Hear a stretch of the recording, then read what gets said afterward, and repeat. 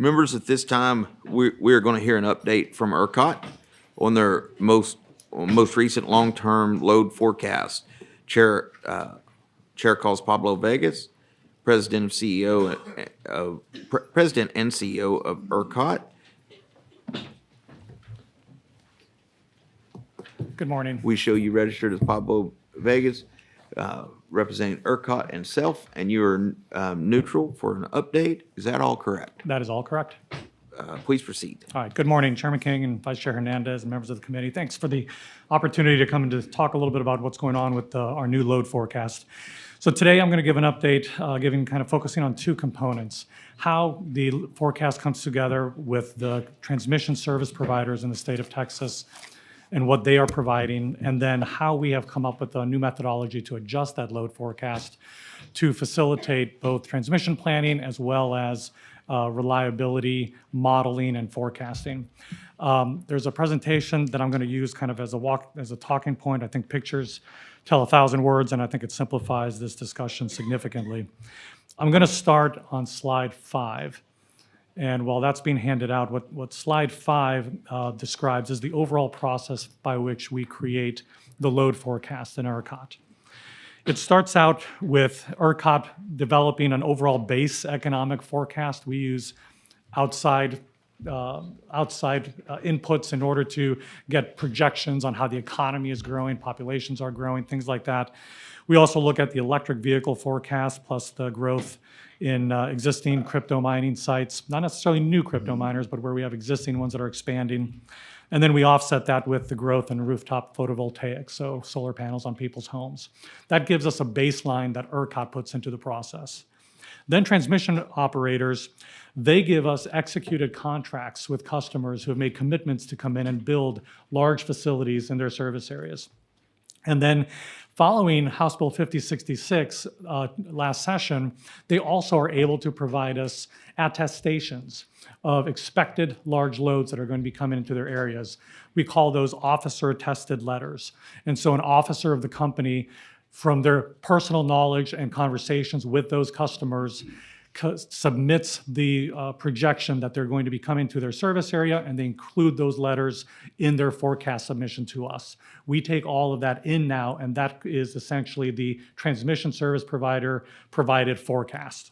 So if we go to the next slide, slide 6, it'll give you a perspective on what we received last year and what we received this year. Last year, as we spoke about, that forecast came in quite a bit higher than historical forecasts had been. It was showing that by 2030, we would grow our peak demand in Texas from 85 gigawatts, where it is today, to about 148 gigawatts, according to that forecast. With the newly submitted forecast that we just received in the last couple months from the transmission operators, that 148 grows to 208 gigawatts. So a significant step up. And when you look at it, it now pushes out one further year. We now look through 2031. It goes all the way to 218 gigawatts. So that is an extremely, extremely high. It's almost tripling the size of the ERCOT grid in the next 6 years, which is a very difficult to digest prediction. So let's go to the next slide, to slide 8, if we could, skipping a slide, to share kind of how that forecast breaks down, what they submitted in this new one. And so as you look at it by year, each one of these columns represents the projection by year. The light blue is that kind of base forecast that I described, the growth. And then beginning with the gray that is growing very rapidly, the gray is the data center growth that's being forecasted. And you can see how by 2030, 2031, that data center growth gets to 78 and 86 gigawatts. And then above that, we break it down a little further into the crypto miners, traditional large industrial growth, hydrogen development facilities, oil and gas, and then photovoltaics. So that kind of represents what makes up this new load forecast. So you can kind of see what industries and the degree to which those industries are contributing. Moving ahead to slide 9, this describes the adjustment process that we chose to implement this year to try to help bring that forecast to a level that we believe is going to be more realistic and represent a better view for the purposes of transmission planning and for overall reliability modeling and forecasting. So we took that initial number that came in, and we immediately delayed by 180 days all large loads, new large loads that were in the forecast. Our actual experience when we look backwards over the last 3 years shows that typically the delays have been around 220 days from what was forecasted when those loads would actually energize. So we took a little bit of a less conservative approach and said we'll delay it only 180 days. So we do that first. Then we took all the data centers specifically, reduced that forecast by 49.8%. Reason it's such a precise number, we didn't want to just put 50% so that it looked like it was a swag. There's actually, this is a calculated number based on what we have seen energize on data centers in the last several years based on their forecasted amount of load. 49.8% is what actually came on. So we're using that historical number to help calibrate what we're seeing in the future. And then lastly, we're taking this group of officer letter loads and we're bringing that down to 55.4% of those. And again, that's using a very recent amount of experience, just the last year, 2024, loads that we had received that were expected to come online through these officer letters last year, about 54% of those actually came online. And so we're using that as an adjustment factor to help bring a sense of reality. So it is looking backwards, but it's reflecting actual experiences so that we can apply that learning to what we see coming down the road. That then leads to the ERCOT adjusted load factor, which you can now see if you turn to the next slide, slide 10, what that does. So slide 10 has a bar chart. As you look at the top blue line, that blue line represents the original unadjusted transmission provided forecast. The gray line below that is the adjusted one that I just described how we got to. So what it does is it brings down fairly significantly. In the 2031, it goes from 218 gigawatts down to about 145 gigawatts. And then for reference, we included this green line, and the green line represents what it would have been prior to the House Bill 5066 methodology. So this is what it would look like without having any of the officer-attested loads included in it. And so that gives you a perspective. There's still, even though it looks like it's been a big reduction, 145 gigawatts by 2031 is a very significant increase still in our load forecast. And I've got this little, set of two dots with an explanation on 2030 on the gray line. The purpose for that is what we studied when we put forth the new regional transmission plan last year that laid out two different options, a 345 kV option and a 765 kV option. We did a sensitivity analysis on the loads to make sure that if the load forecast had not come in as strong as last year's forecast, that it would still be justifiable from a cost perspective.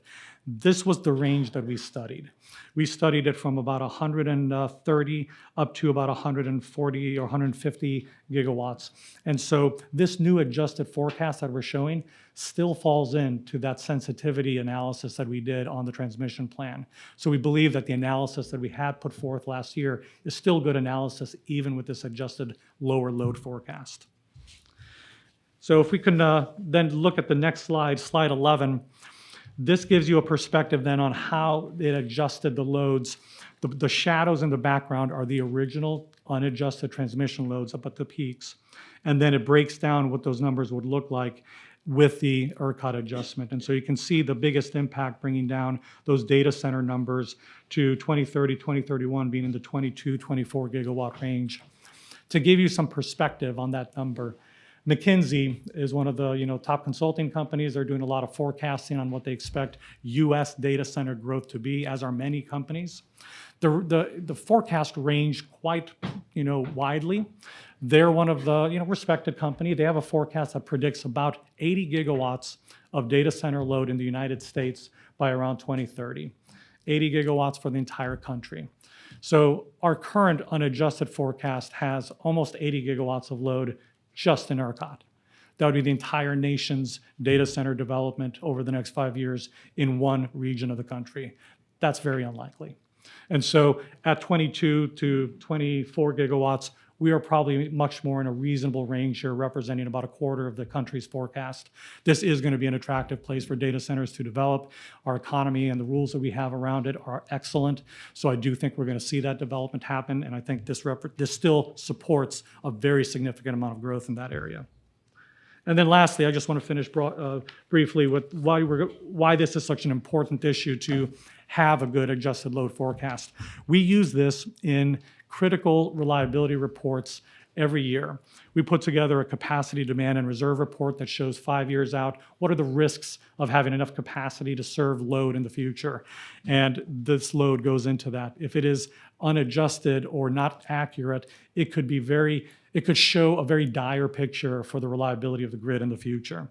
We use it for the regional transmission plan and in RPG project analysis. And importantly, we also use this to help set up the schedule so that generators and transmission companies can take outages. We use that forecast to set kind of a maximum amount of outages that can be taken because we need to know that we can always serve load during the shoulder seasons like we are in today. Today, there's a lot of generators out. Over 35,000 megawatts of generation is out right now doing maintenance on their facilities. We need them to be able to do that. If we have an incorrect load forecast, we could constrain that amount that we allow them to do because we'd be concerned that there wouldn't be enough load, enough supply to serve the load out there. So there's a lot of very specific operational reasons why this has to be a right number, and we have to get as close as we can to reality because we do use this in operational issues as well. So those are my comments. I welcome any questions or any feedback. Oh, Mr. Guerin. Thank you for being here today. Appreciate it. Thank you, Mr. Chairman. House Bill 5066 requires the commission to consider load-seeking interconnects as determined by the entity responsible to serve that load. Is that correct? That is correct. How does this not apply to ERCOT? Well, it's from a process perspective. So the process applies to a specific PUC process and the transmission operators. So they are going to consider it, and ERCOT is as well.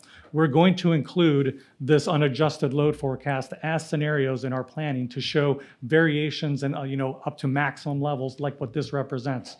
But technically, the law applies specifically to the processes that the PUC does with the transmission companies. I realize it applies to, not directly to ERCOT, but PUC, but now that ERCOT supplied this haircut to all the forecasts from the people that actually deliver the electricity, and it's a big haircut, wouldn't you agree? It's a significant reduction. Yes. Well, how's ERCOT going to allocate this capacity? Which geographic region is going to get this electricity if ERCOT is wrong? I'm not saying you're wrong, but if they're wrong, I firmly believe that the people that are going to have to supply the electricity have a better picture of what's actually going on than ERCOT does. I hope so. And so the good news is that by setting an adjusted load forecast like this, different from what that maximum is, it does not prevent the development or the submission of any transmission projects needed to serve customers. So let me give you an example. This officer-tested load will move through a process of being assigned interconnection agreement with a transmission company when that project is ready to proceed. As soon as it becomes a contracted load, it automatically falls into the firm planning processes that exist today.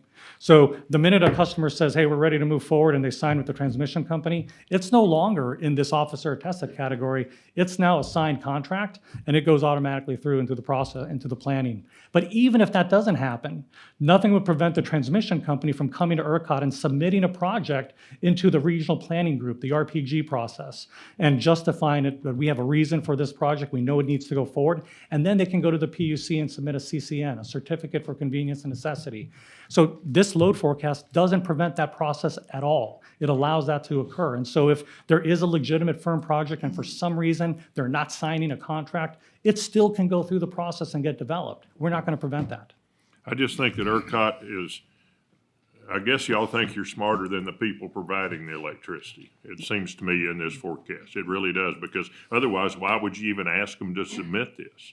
Well, it's not that we're smarter, it's that we're leveraging historical data to try to bring a sense of reality to help plan a more effective forecast. But in historical data, we didn't have all these proposed data centers. I mean, these things are coming on, and they're coming on actually pretty fast if they can get the electricity. And historical data doesn't have that. They weren't even around in a lot of the historical data you're using. I don't understand where you're coming from on this. Well, we're coming from a perspective where we need to have a forecast that we can use to continue to give credibility to the transmission projects that are going to be proposed, that are going to be paid for by the ratepayers of this state, and make sure that there's a good expectation that the investment in that infrastructure is going to be leveraged and necessary. And so this is going to allow that to happen.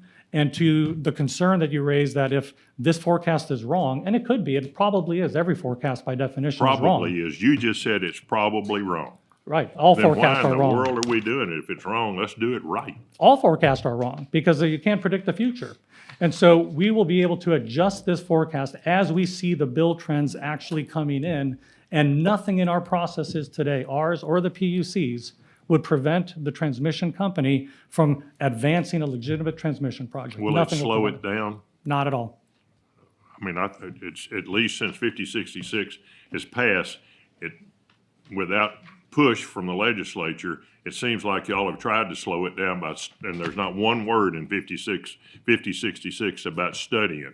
Not one word. The word study is not in it, and that's what y'all have seemed to have done since 5066 has passed. And I've had several meetings. Unfortunately, you've been not available for them, but some of your people have, and I appreciate the fact that they have. Thank you for being here today, but I disagree with where you're going. Thank you, sir. Thank you. Mr. Anchia. Thank you, Mr. Chairman. A lot to unpack here in this report.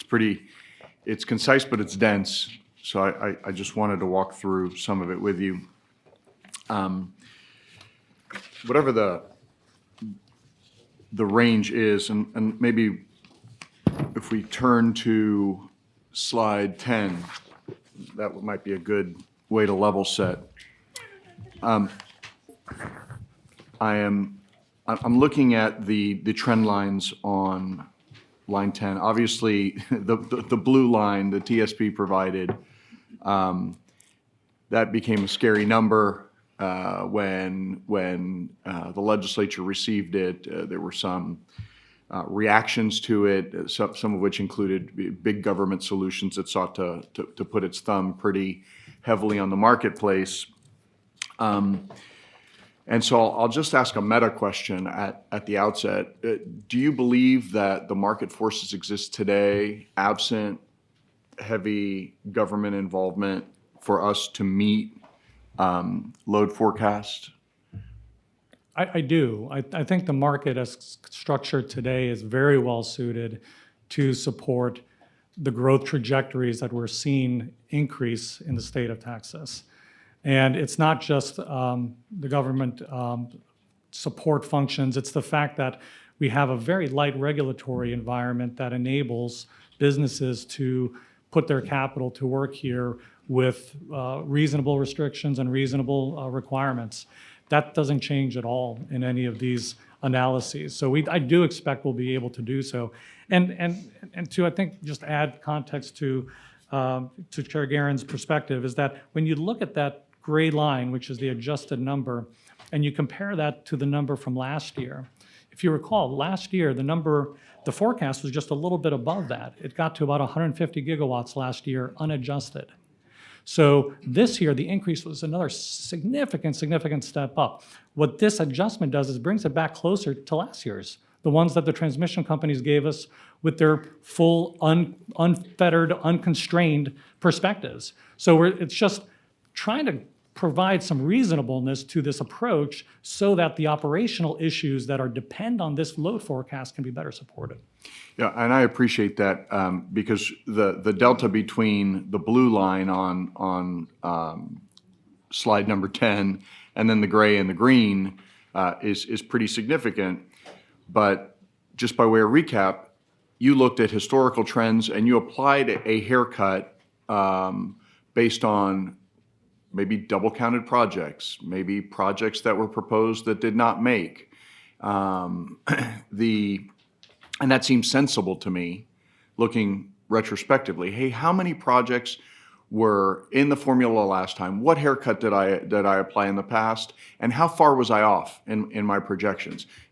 Was that the general approach that was applied in reducing the TSP number down to the ERCOT adjusted number? It is. It's looking at, the actual numbers that came in, and then looking at what actually happened based on those forecasts, using those actual experiences, and then applying those factors to the numbers we received this year. So we didn't have any history when we got last year's numbers. It was the first time. Now we have a short history. But every year that we get actuals in 2025, next year we'll adjust based on You'll what happened iterate, this year. right? Absolutely. Yeah. And so, and I'm noticing that the lines don't intersect until sort of Q1 or Q2 2027 when you compare the ERCOT adjusted to your prior methodology, that your pre House Bill 5066 number, right? That's I mean, right. so seems to me that you're being relatively conservative. Now,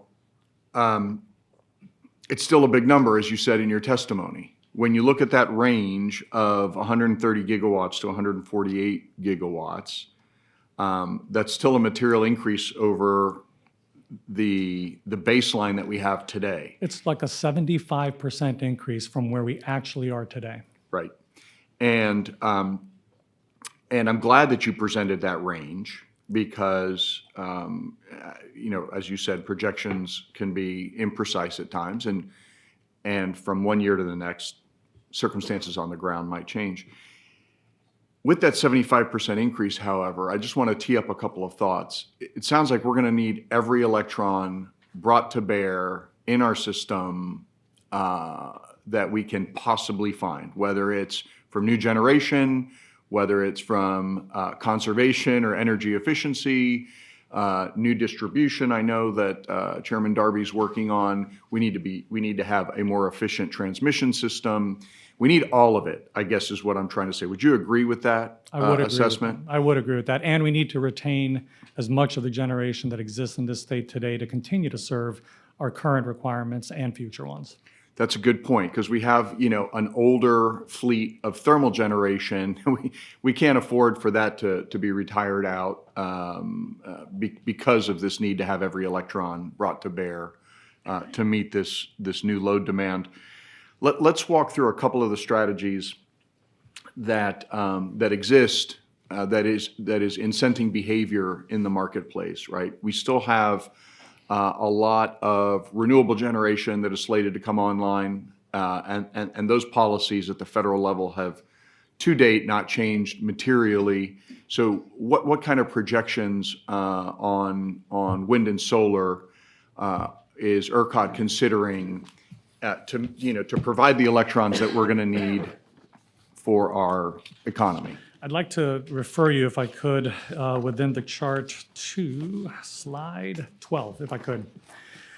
Because a really important question as you consider any load Which forecast. slide, sorry? I'm sorry, slide 12. 12. Is with whatever the growth forecast is, can we develop the supply to meet it? And this gives a historic perspective on all of the generation that has been built in the ERCOT grid since 2000. As you look from left to right, and it's broken down by type of supply. The light blue is natural gas, the dark blue is wind, the orangish is solar, and then the darker red is energy battery storage. And so as you look at that over time, you can see we kind of reached a peak development period back between 2000 and 2003, where as soon as the market deregulated, we saw a lot of natural gas being built. It was, the market was incentivizing lower cost, more efficient gas resources to replace the older coal and older gas resources. And then in recent years, you see the trend of significant solar, wind, and battery development. And so to your question, in 2024, we developed nearly 14 gigawatts of combined energy storage, battery, and wind, and a little bit of gas. And so we have the experience of seeing that level of development occurring. 2025 is slated to be similar. 2026 is as well. Actually, battery storage continues to grow even at a little bit faster pace in the future. So I do believe we've got a trajectory that's going to be bringing important energy onto the grid.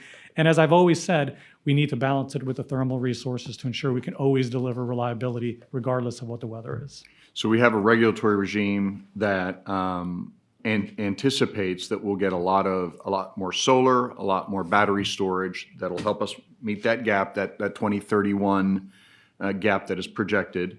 How much baseload thermal is projected to come online? we see in the Texas Energy Fund, for example, projects are falling out. There are supply chain constraints, mainly turbines, that are not going to be delivered for a time certain. How much are we counting on that strategy to fill the bucket on the electrons we need for the system? So right now, the way the interconnection queue works is we get to see all the projects that potentially are interested in being developed. It is not until they get fairly far into the process that we can, say that we are certain that it's going to actually come online. Right now, we see the Texas Energy Fund projects all in the queue, progressing through the study and modeling process, even the ones that have fallen out, because many of them have indicated they still plan to build. They may just not use the funding mechanism of the Texas Energy Fund. And so there's 8 to 10 gigawatts of generation right there. And the total queue has about a little over 30 gigawatts of gas in it in total. Got it. So 8 to 10, just as a rule of thumb, let's take the high end of that, let's say 10 gigawatts come online.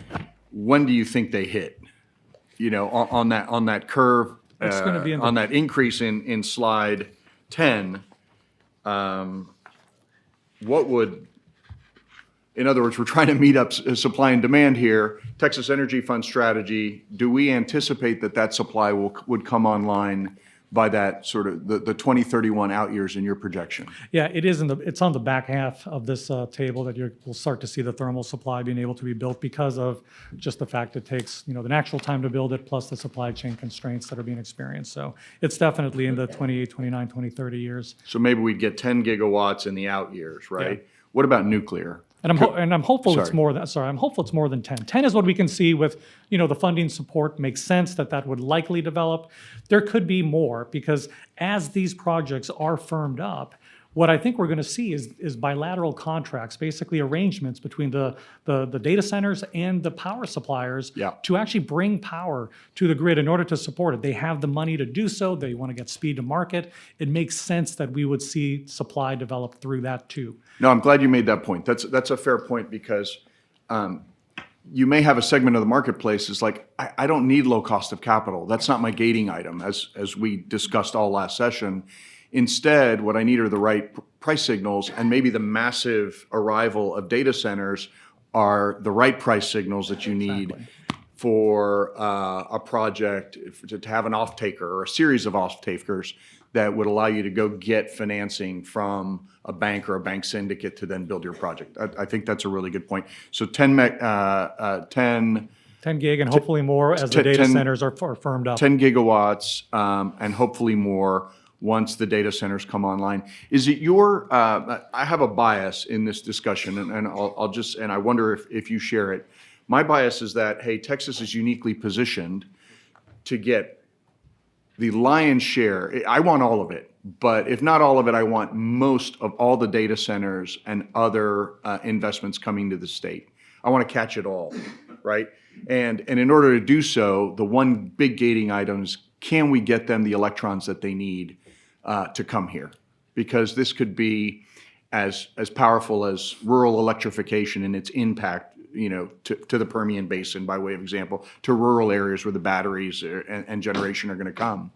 Do you share that bias? I strongly do. I think the economic benefit to Texas by not only from the obvious capital investment and the tax base that it produces for the communities in the state, but for being a leader in the digital economy and the national security that represents for this country. I think it's exactly where Texas should be positioned in terms of its potential, as well as the fact that energy is such a critical support resource for the digital economy, that Texas, being the energy leader in the U.S., should be the leader in the industry that depends on that energy. Which is and I guess we're in violent agreement. I want Stargate. I want the data centers. I want the miners. I want them all to come to the state. And I think we can, through this mix of generation sources, meet it. And then I want to add to that the fact that we also need to conserve electrons where we can, right? Through energy efficiency, through being creative on aggregating mobile batteries, backup generation. Do you share that view as well? I do, and specifically the potential for demand flexibility or the demand response of data centers specifically is a huge opportunity to support the reliable growth of those assets here in Texas. There is a piece of legislation that's being considered in the Senate, Senate Bill 6, that has some requirements for data centers and specifically for flexibility when there's grid emergencies or grid scarcity conditions. That unlocks a reliability issue for data centers that could really enable the rapid growth to the degree that it's ready to come to Texas while focusing on a reliable growth. And then, and I guess what you're talking about is that redundant generation capacity at the source of the data center. Exactly. And that is aligned with their business because their business cannot power down, right? Like a fab plant can't power down. Many of these data centers, it's not like you can hit a kill switch, but you could put the backup generation on the system while not powering down the facility Exactly. to help grid reliability. Is That's that what you're referring to? That's exactly what I'm referring to. Okay. Hey, thanks for this dialogue. I appreciate your testimony today. Thank you, Chairman. And following your creed, I will ditto Mr. Anchia and Mr. Guerin, so I won't repeat all that stuff. But I do want to just ask about one of the things you mentioned in your opening, I think, on the data centers. Repeat that. You said that there was a forecast that a high percentage would be in Texas, and you thought that was not realistic. Can you Yeah, so repeat that? there's a lot of forecasts by kind of benchmark industry experts out there. I referenced the McKinsey consulting company forecast that they published earlier, pretty recently, that showed about 80 gigawatts of expected total data center demand to be built in the United States. 80 gigawatts. And so I To be referenced built that. in Texas? No, in the United Oh, States. okay, right, go In the ahead. United States. And so what I did is I contrasted that, compared that to what was in the new unadjusted forecast. It showed about 78 gigawatts of data centers just in ERCOT. Okay, And so that seems unlikely that ERCOT would get 100% of all the data center development in the United States. all right, so that's what I thought you'd said. Yeah. So let me ask you this, since you were kind of laying out that the past is prologue to some extent, right? So, with reference to data centers, if you look back, or did you look back the last 5, 10 years, or I don't know what would be the right, period of time to look back to see how many of the data centers that have been built, or the new ones rather, that have come online in the United States, what percentage have been in Texas? I don't have that data right now. It's something you should look at, We're right? growing. Well, the Dallas region is one of the fastest primary markets that's growing. If you look at a global data center kind of a chart that shows where the largest amount of data centers are, by far the largest in the world is Northern Virginia right now. They're larger than any other countries. Yeah, but And Dallas, the Dallas region is down around 6th, 7th, or 8th on that list. So what I'm asking is, in the state of Texas, what percentage of all the data centers in the country, let's say in the last 5 years, have been here? I'm trying to get a sense of, Yeah. if you're looking forward and saying it doesn't seem likely that that high percentage of those in the future would be here. I just don't think 100% will be here. That's my point. Okay. And what percentage do you think it will be? What we forecasted is about 25% of the country's total, roughly. And so if you look historically, But you that said the study had forecasted 80? 80 for the US. Okay, you're confusing me now. What percentage did they anticipate would be in Texas? 100? The study did not reference Texas. The study was a global analysis on data centers, and they commented on what share the United States would get. Oh, okay. And so I was using that as a reference Okay. point to evaluate the Texas submissions of data centers. Okay, Yeah. all right. Thank you, Mr. Chairman. So I understand the rationale behind the adjusted load forecast that you explained. It makes sense to look at what, historical data actually shows to help understand potential projections going forward. What I don't understand is what explains the delta between what the regulated utilities have provided to ERCOT in terms of their projections, and then what your adjusted load forecast says. So Chairman Achia referenced double counting projects. That makes some sense, but have you dug into that? Like, why this big discrepancy? I mean, it's a huge discrepancy. Yeah. So I think there's several factors at play here, and this is not an exhaustive list, but here's some of the things that I think are going on. The way the data centers are developed and the way that the market here interacts with the developers is typically not through the end customer. The end customer being a Microsoft, Amazon Web Services, OpenAI, Google. Though there's a handful of them, probably a half dozen, that are probably driving the majority of the global growth in data centers, these end customers. The ones that are actually doing and submitting the projects for developing the data centers are companies that develop the actual physical infrastructure, that build the data centers. They're not the end customers. And so what they're doing is they are scouting for and shopping for locations and sites, recognizing there's going to be a huge growth demand. And if they can have site-ready sites to then sell to an end customer, they're going to be well positioned to gain as much of that growth as possible. It's a smart strategy, like a building developer or housing developer would do. They would scout multiple places, they would put options on land, and then based on the way the infrastructure and the economic growth projections come out, they'll end up picking the one that they option and they'll move forward. I think that's happening today. There's a lot of developing and speculating on what is potentially going to be developed. And then when the end customers sign those contracts and say, we're building in this one, this site, because remember, each one of these gigawatt-size facilities, the averages that I'm hearing are about $20 billion to build 1 gigawatt data center. $20 billion. There's not a lot of companies that can spend that kind of money. $4 billion to build a building, $16 billion for everything inside the building. And so it's incredible, there's a handful that can do that. And so I think that's part of it. So we're seeing the developers getting a lot of sites ready to go and to shop them. I think also there's a little bit of waiting and seeing as to, are there going to be any rules or regulations that limit or make it difficult to potentially site or build a data center here in Texas specifically? So they're going to look at what happens during this legislative session and evaluate if there's any impacts from that. So there's a little bit of a regulatory certainty that's going to be important to that. And I think those are probably the biggest drivers right now in terms of the discrepancies between the actuals and the reality. And so the best evidence is going to be as the contracts get signed with the transmission companies, as the contracts get signed with these developers, we'll see the projects move forward. And if we start to see a pace that is above what we're forecasting, we can adjust this forecast throughout the year. We can adjust it every year.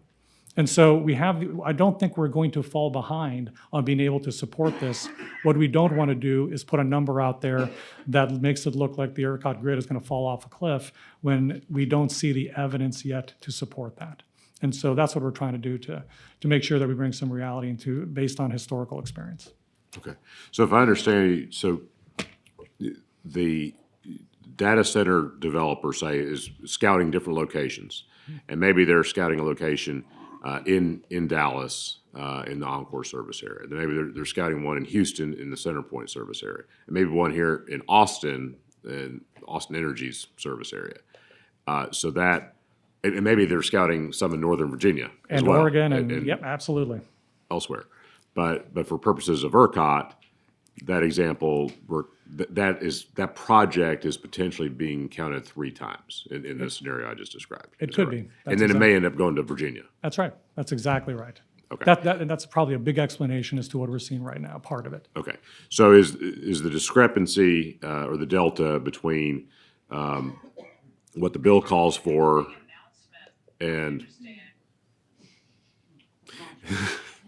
between what the bill calls for, that forecast, and then your adjusted forecast, is that basically I'm hearing you say it's all in data centers. That explains the discrepancy. It's not in industrial or residential or The big jump from last year's to this year's was largely in the data center area. yeah. There was a little bit of growth in hydrogen and a couple of other areas, but nominal compared to the growth in data centers. All right. Thank you. That's helpful.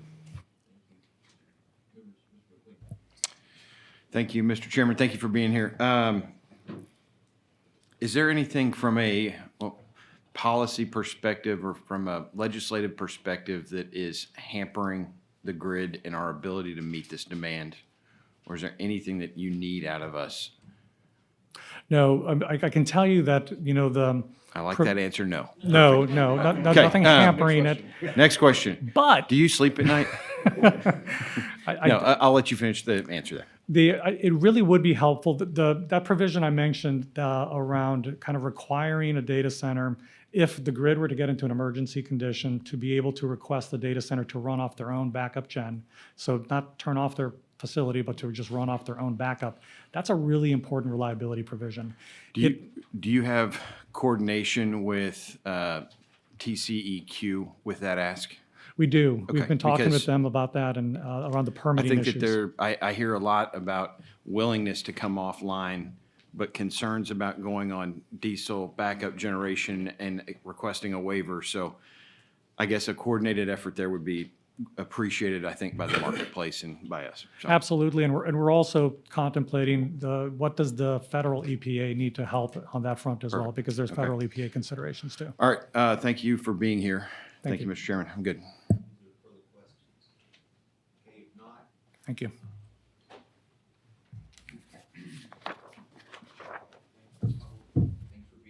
Thank you, Chairman. Absolutely.